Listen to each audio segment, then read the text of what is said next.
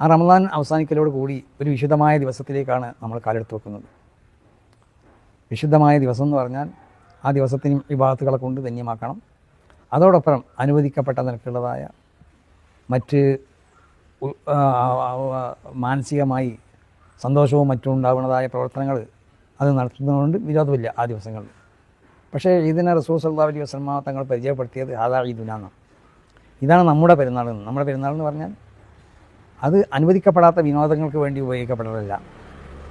അനുവദിക്കപ്പെടുന്ന വിനോദങ്ങളിലും മാനസിക സന്തോഷങ്ങൾ ഉണ്ടാക്കുന്ന സംഗതിയിലും ഉപയോഗപ്പെടുത്തിക്കൊണ്ടിട്ട് ആ ദിവസത്തിനെ ഇബാദത്തുകൾ കൊണ്ട് ധന്യമാക്കണം. അതാണ് അതിൽപ്പെട്ട ഒന്നാണ് പെരുന്നാൾ നിസ്കാരം, ഫിത്ർ, സക്കാത്ത്, കുടുംബങ്ങളെ സന്ദർശിക്കൽ, സുഹൃത്തുക്കളെ സന്ദർശിക്കൽ, ദാനധർമ്മങ്ങൾ വർദ്ധിപ്പിക്കൽ, ഇസ്തിഗ്ഫാറിനെ വർദ്ധിപ്പിക്കൽ, അല്ലാഹു സുബ്ഹാനഹു വ തആലയിലേക്ക് ഖേദിച്ച് മടങ്ങിക്കൊണ്ടിട്ട് തൗബ ചെയ്തുകൊണ്ടിട്ട് ദുആ ചെയ്യുക. ഇതൊക്കെ ആ പറഞ്ഞ സംഗതി. അപ്പോൾ അതിനൊക്കെ റസൂൽ സല്ലല്ലാഹു അലൈഹി വസല്ലം തങ്ങൾ ഓരോ പെരുന്നാളിന് 2 പെരുന്നാളിനും ഉണ്ടാവേണ്ട സംഗതികളെ വിവരിച്ചും കൊണ്ട് പറഞ്ഞു ഹാദാ ഈദുന, നമ്മൾ പെരുന്നാൾ ആഘോഷിക്കേണ്ടത് ഇങ്ങനെയാണെന്നുള്ളത്.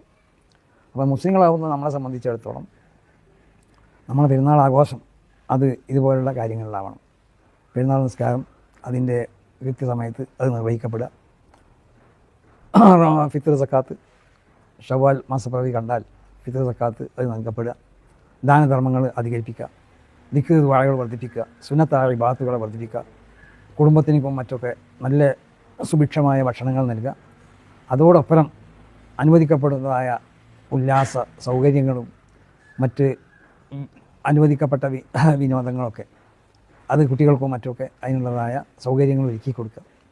ഇതൊക്കെയാണ് നമ്മളെ എഴുതെന്ന് പറഞ്ഞത്. അതുകൊണ്ടാണല്ലോ ഒരവസരത്തിൽ ചരിത്ര പ്രധാനമാവുന്ന ഒരു സംഭവത്തെ സംബന്ധിച്ച് പാടി പറഞ്ഞുകൊണ്ട് നബി സല്ലല്ലാഹു അലൈഹി വസല്ലം തങ്ങളുടെ സാന്നിധ്യത്തിൽ വെച്ച് ദഫ്മുട്ടി ചില പെണ്ണുങ്ങൾ പാടി പറഞ്ഞപ്പോൾ ആയിഷ റളിയല്ലാഹു തആല അൻഹയുടെ വീട്ടിൽ അതിനെ മഹാനാവുന്ന അബൂബക്കർ റളിയല്ലാഹു തആല അൻഹു ആയിഷ ബീവി റളിയല്ലാഹു തആല അൻഹയെ ശകാരിച്ചു.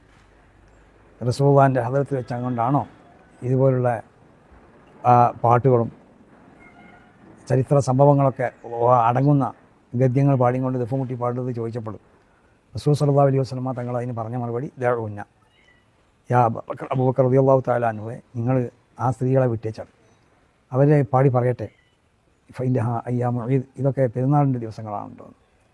അപ്പോൾ പെരുന്നാളിൻ്റെ ദിവസങ്ങളിൽ മാനസികമായി ശാരീരികമായി ഒക്കെ സന്തോഷം ഉണ്ടാക്കുന്നതായ ഇതുപോലുള്ള ഇസ്ലാമിക ചരിത്രങ്ങളും കഥകളുമൊക്കെ പാടി പറയുക, മറ്റ് കുട്ടികളെ സന്തോഷിപ്പിക്കുന്നതായ മറ്റ് ഇതുപോലുള്ള അനുവദിക്കപ്പെട്ട വിനോദങ്ങൾക്കൊക്കെ അവർക്ക് സൗകര്യം ചെയ്തു കൊടുക്കുക, പരസ്പര സൗഹാർദ്ദം ഊട്ടിയുറപ്പിക്കുക, മതസൗഹാർദ്ദം ഊട്ടിയുറപ്പിക്കുക, മറ്റുള്ള ഇതര മതസ്ഥരോടുള്ളതായ അവരെയും തന്നെ അവരോടുള്ള സൗഹാർദ്ദവും സ്നേഹമൊക്കെ അതും ഊട്ടിയുറപ്പിക്കണം.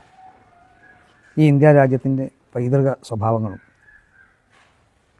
മറ്റും സംരക്ഷിക്കപ്പെടുവാൻ ആവശ്യമാവുന്നതായ സദസ്സുകളും മറ്റുമൊക്കെ സംഘടിപ്പിക്കാം.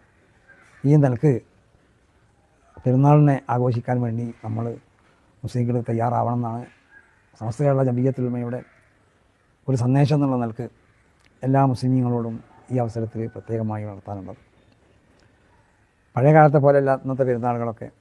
പഴയ കാലഘട്ടത്തിൽ ആ പെരുന്നാൾ അതെനിക്ക് ഓരോരുത്തർക്കും പെരുന്നാളുണ്ടായ പല അനുഭവങ്ങളും പറയാൻ കഴിയും.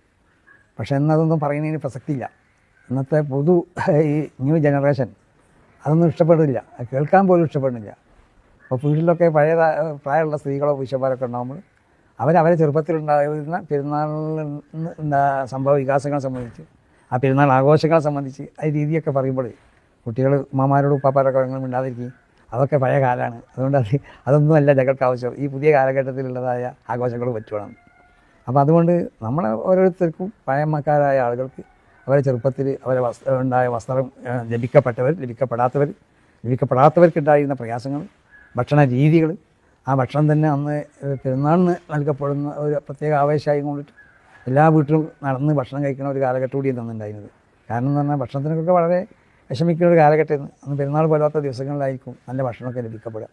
അപ്പോൾ അതുകൊണ്ടിട്ട് ആ നിലയ്ക്ക് ഭക്ഷണത്തിനോടും മറ്റുമൊക്കെ പ്രത്യേക താല്പര്യവും ആഗ്രഹമൊക്കെ ഉണ്ടായിരുന്ന ഒരു കാലഘട്ടമായതുകൊണ്ട് ഈ കാലഘട്ടത്തെക്കുള്ള ചേർത്തി വെക്കുമ്പോൾ ആ കാലഘട്ടത്തിലേക്ക് ഒരുപാട് വ്യത്യാസങ്ങളുണ്ട്.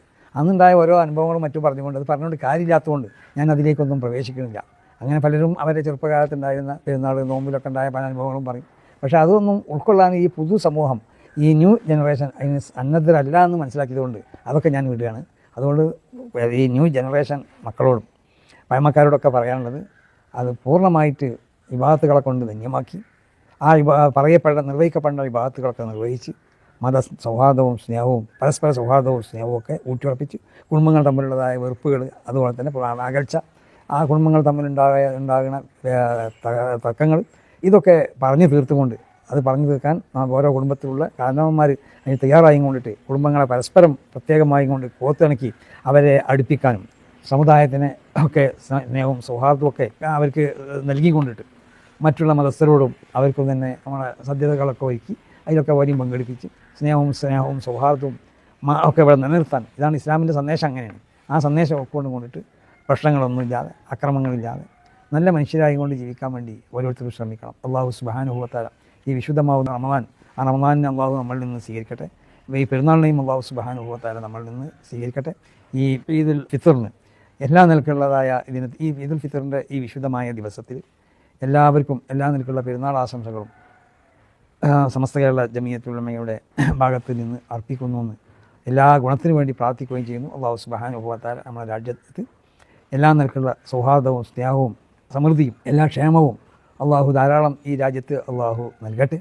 പരസ്പര സ്നേഹം അള്ളാഹു ഊട്ടിയുറപ്പിക്കാൻ ആവശ്യമാവുന്നതിൻ്റെ സാഹചര്യങ്ങളൊക്കെ അള്ളാഹു സുബ്ഹാനഹു വ തആല ഉണ്ടാക്കി തരട്ടെ. ഈ നമ്മൾ ചെയ്യുന്ന എല്ലാ സൽക്കർമ്മങ്ങളെയും അള്ളാഹു ഖബൂൽ ചെയ്യട്ടെ എന്ന് ദുആ ചെയ്തുകൊണ്ടിട്ട് സമസ്ത കേരള ജമിയത്തുൽ ഉലമയുടെയും സമസ്ത കേരള ജമിയത്തുൽ ഉലമയുടെ പോഷക സംഘടനകളുടെയും ഒക്കെ തിരുവെരുന്നാൾ ആശംസകൾ ഈ അവസരത്തിൽ അർപ്പിക്കുകയാണ്. അസ്സലാമു അലൈക്കും വറഹ്മത്തുള്ളാഹി വബറകാതുഹു.